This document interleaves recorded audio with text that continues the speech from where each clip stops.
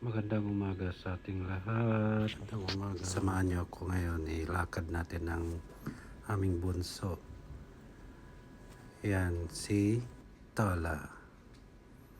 Si Tala, ayan, border collie yan siya, border collie.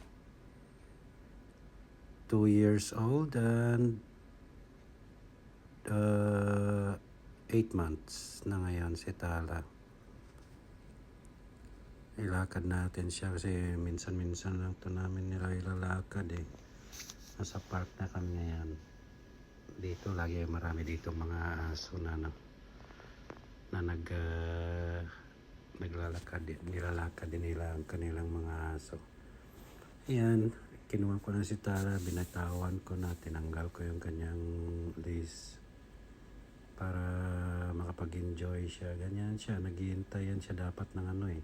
Kalimutan ko na rin yung kanyang bola para makapaglaro siya sa field. Sana tatapon mo, kukunin niya, ibabalik niya sa'yo.